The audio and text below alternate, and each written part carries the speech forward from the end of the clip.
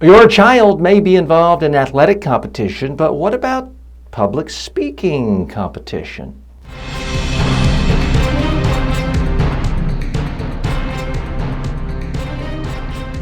Speaking, the show about effective speaking in public, to the media, at work, and in life. Speaking with TJ Walker.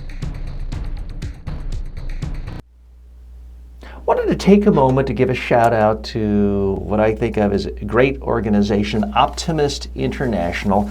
They are now celebrating their 88th year of holding an oratorical contest for students.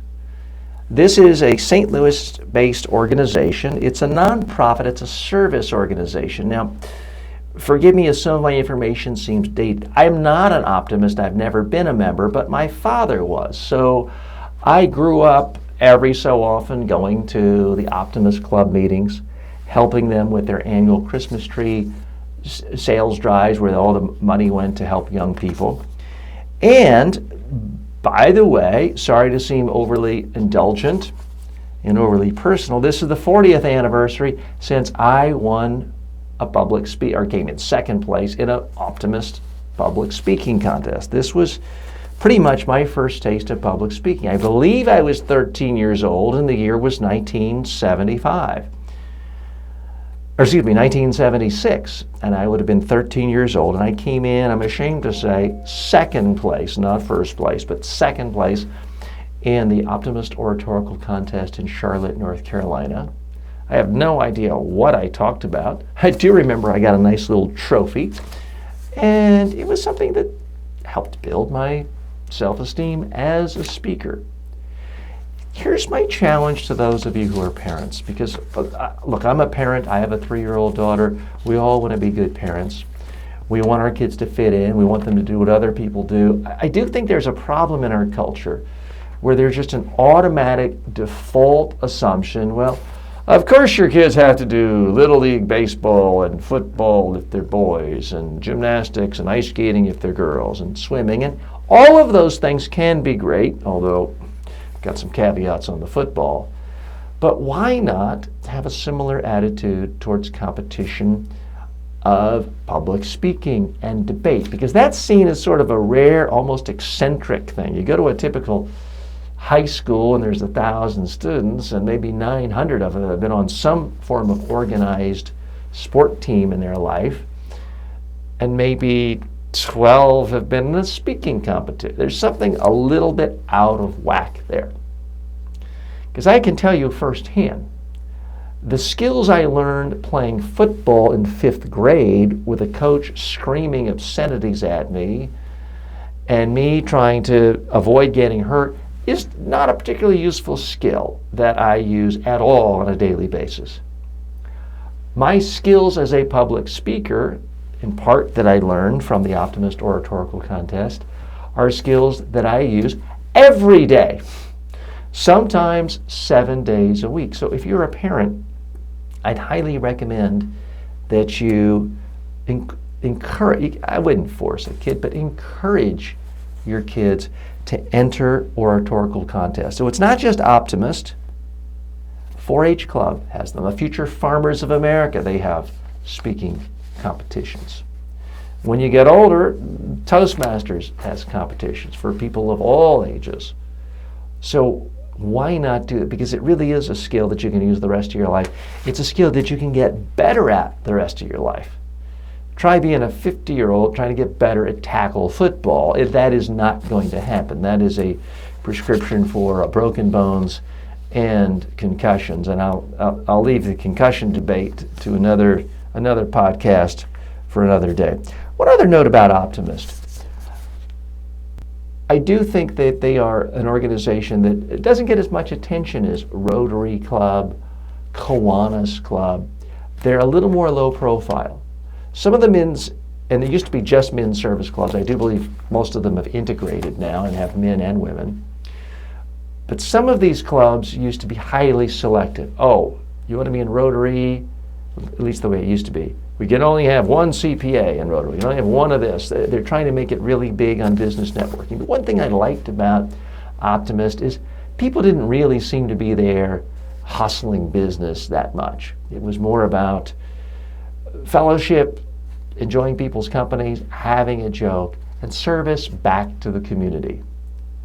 I don't ever remember my father telling me, oh, I'm going to get this promotion, or I'm going to get this new contract from somebody I met at Optimist. All I remember him talking about is, this weekend we're going to refurbish used bicycles to help kids who don't have bikes.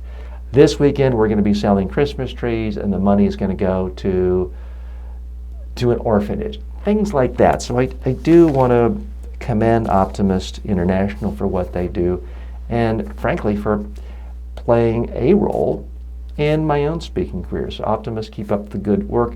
I have more news about another organization that's really just for, I won't say children, high school students, and that's pivotal in their speaking development as well in just a moment. Speaking is brought to you by Media Training Worldwide. For all of your media training and public speaking training needs, go to MediaTrainingWorldwide.com.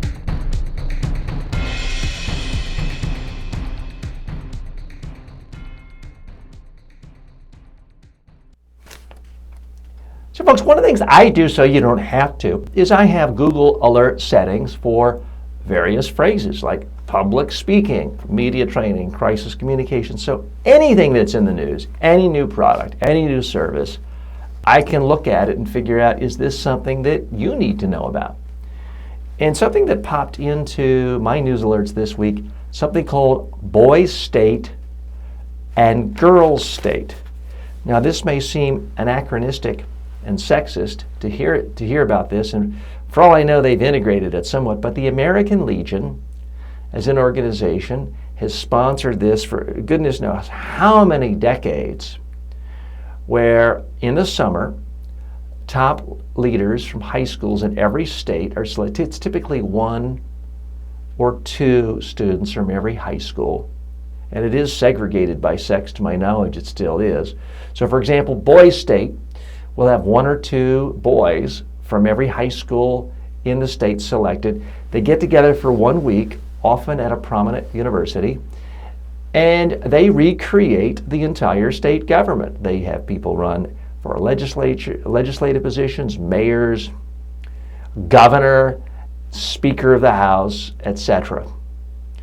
And you do have kind of a whole bunch of student government nerdy types, and they get together. It's generally people who really love student government. They love politics. They're on student government. They're really into this. And they get up and they give speeches, and they're talking to people who are really, these are going to be the people who are in the state legislature. A very high percentage of people. Famously, Bill Clinton was a superstar in this, and he was seen as, I think, a 15-year-old boy shaking hands with John F. Kennedy. So it has a long, long tradition of fostering leadership. I don't know what year they started a girls' state, but it was around when I was around. So believe it or not, I was a part of Boys State, I believe, in the summer of 1980. Now 36 years ago.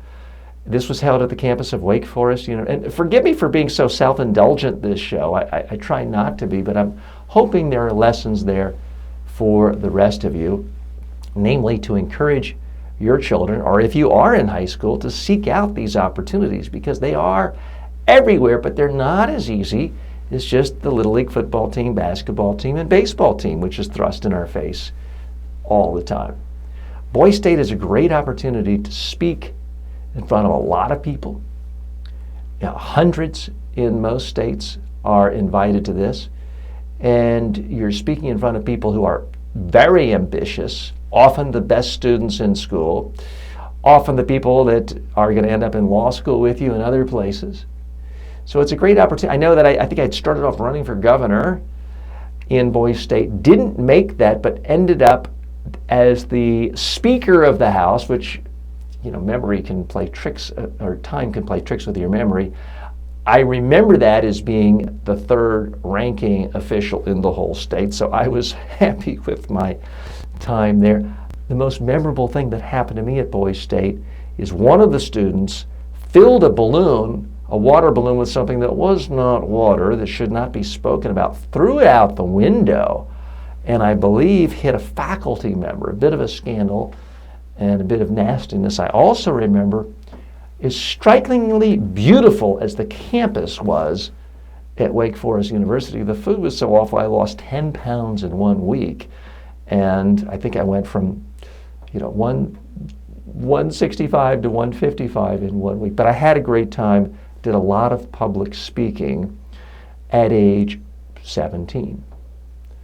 So folks, you're never too young to seek out opportunities to speak. You're also never too old. Just look at the current crop of U.S. presidential candidates. The presumptive nominee from one party is 70 years old. The presumptive nominee from another party is going to be 70 in the next few months. You're never too young or too old to work on your speaking skills. I'm T.J. Walker. As always, may all of your presentations in life be a huge success. Speaking with T.J. Walker is the #1 rated daily streaming TV and radio show devoted to all aspects of speaking and communication.